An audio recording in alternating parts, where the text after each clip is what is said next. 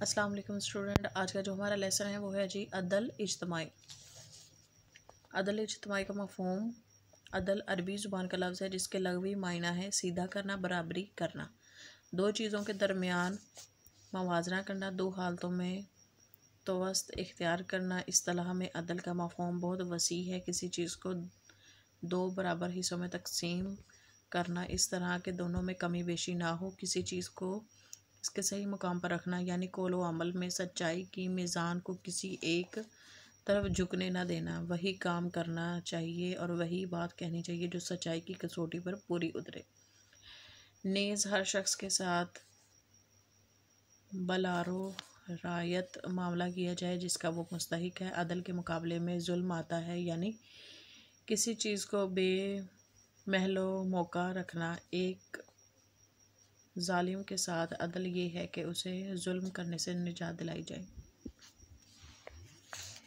عدل کی اہمیت، اسلام امن و سلامتی کا دین ہے، وہ دنیا کے لیے رحمت بن کر آیا۔ اس نے ایک ایسا ضابطہ حیات کو مرتب کیا جس پر عمل پیرا ہو کر انسانی زندگی کی حقیقی مسرتوں سے ہمکنار ہو سکتا ہے۔ اس سلسلے میں اسلام نے عملی زندگی کے لیے سب سے زیادہ عدل پر زور دیا ہے۔ حقیقت یہ ہے کہ معاشرے کی ہر طرح کی بے چینی اور خرابی کی اولین وجہ عدل سے انحراف ہے۔ معاشرے میں خرابی اسی وقت پیدا ہوتی ہے جب اس کے افراد عدل کو چھوڑ دیں۔ اسلام نے عدل کے متعلق تمام پہلوؤں میں رہنمائی فرمائی ہے، چاہے عدل اجتماعی ہو یا انفرادی، معاشی ہو یا معاشرتی، قانونی ہو یا سیاسی۔ عدل ہی معاشرے کے بہتر نظام کا ضامن ہے۔ اسلامی معاشرتی زندگی کا بھی یہی تقاضا ہے کہ لوگوں کے درمیان اور زندگی کے ہر شعبے میں عدل و انصاف کو فروغ دیا جائے۔ قرآن کریم میں ارشاد پاک ہے، ترجمہ: بے شک اللہ انصاف کرنے اور بھلائی کرنے کا اور رشتہ داروں کو دینے کا حکم دیتا ہے اور بے حیائی، بری بات اور ظلم سے منع کرتا ہے، تمہیں سمجھاتا ہے تاکہ تم سمجھو۔ سورہ نحل۔ اس آیت کے نازل ہونے کا مقصد یہی ہے کہ تمام انسان اپنی اجتماعی زندگی میں عدل و انصاف کے ساتھ رہیں، ظلم و زیادتی کو ختم کریں تاکہ ان کی معاشرتی زندگی امن و سکون کا گہوارہ بن جائے۔ اللہ تعالیٰ قرآن کریم میں ارشاد فرماتا ہے، ترجمہ: اور جب لوگوں کے درمیان فیصلہ کیا کرو تو انصاف کے ساتھ فیصلہ کیا کرو، بے شک اللہ تمام بڑی اچھی بات کی نصیحت کرتا ہے، یقیناً خوب سننے دیکھنے والا ہے۔ سورۃ النساء، آیت ہے 58۔ اور جب لوگوں کے درمیان تم فیصلہ کرنے لگو کا مطلب یہ ہے کہ فیصلہ کرنے والے کے لیے دونوں فریق برابر ہونے چاہئیں، چاہے وہ دوست ہوں یا دشمن، اپنے ہوں یا پرائے، مسلم ہوں یا غیر مسلم، قریبی ہوں یا دور کے، امیر ہوں یا غریب، کسی بھی طرح کے ہوں۔ فیصلہ کرنے والے کو غیر جانبدار ہو کر عدل و انصاف کا فیصلہ کرنا چاہیے۔ زندگی کے ہر شعبے میں عدل کی ضرورت ہے، خواہ اس کا تعلق ہماری اپنی ذات سے ہو یا مخلوق سے۔ اپنی ذات کے ساتھ عدل کرنے کا مطلب یہ ہے کہ اپنے لیے لباس، خوراک، آرام وغیرہ کا مناسب انتظام کیا جائے۔ مخلوق سے عدل کرنے کا مطلب یہ ہے کہ ان کے حقوق پوری طرح ادا کیے جائیں اور ان میں سے کسی طرح کی بھی کوتاہی نہ کی جائے۔ عدل کی اقسام: پہلا ہے جی عدل انفرادی، دوسرا ہے عدل اجتماعی۔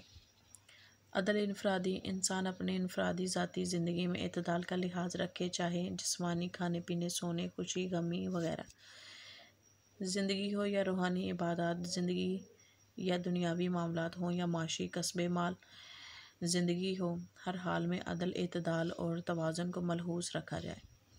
دوسرا ہے جی عدل اجتماعی: انسانی معاشرے میں انصاف، یعنی معاشرے کے افراد میں مساوات ہو اور ہر ایک کو اپنے حقوق حاصل ہو۔ مساوات مطلب برابری۔ عدل اجتماعی کی چند صورتیں درج ذیل ہیں۔ قانونی مساوات: معاشرے میں قانونی مساوات کا ہونا، یعنی قانون کو نظر میں سب برابر ہیں، قانون کو سب پر بالادستی حاصل ہو، اس میں امیر ہو یا غریب، افسر ہو یا ماتحت، دوست ہو یا دشمن، اپنا معاملہ ہو یا دوسرے کسی کا، چھوٹا ہو یا بڑا، کی کوئی تمیز نہ ہو۔ معاشی امور اور عدل اجتماعی: اسلام کے اقتصادی نظام میں ہر شخص اپنی صلاحیت اور پسند کے مطابق جائز ذریعہ معاش اختیار کرنے میں آزاد ہے۔ روزی کمانے کا کوئی جائز ذریعہ مثلاً تجارت، زراعت، صنعت، ملازمت وغیرہ کسی بھی شخص کے لیے ممنوع نہیں ہے۔ روزی حاصل کرنے کے لیے جتنے وسائل ان کو اللہ نے سارے بندوں کے لیے مہیا کیا ہے، اس لیے ان سے فائدہ اٹھانے کا سب کو یکساں حق حاصل ہے۔ یکساں مطلب ایک جیسا۔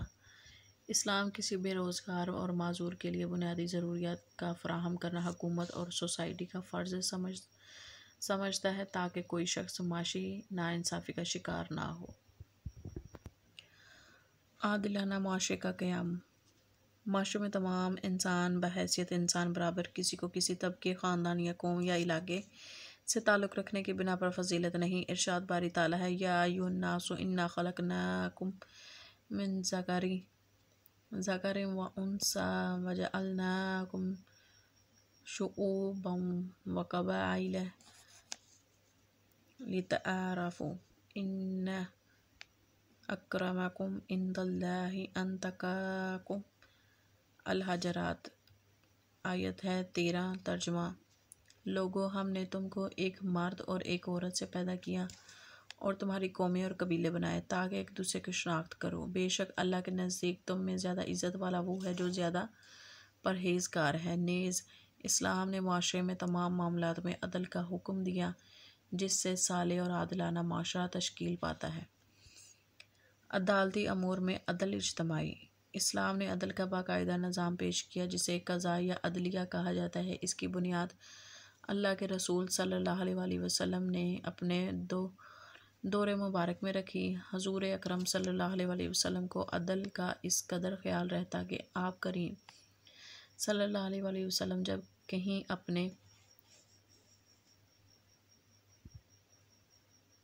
کہیں اپنے اعمال روانہ فرماتے تو ان کی انتظامی قابلیت کے ساتھ ساتھ ان کی عدالتی قابلیت کے بارے میں بھی پورا اطمینان کر لیتے۔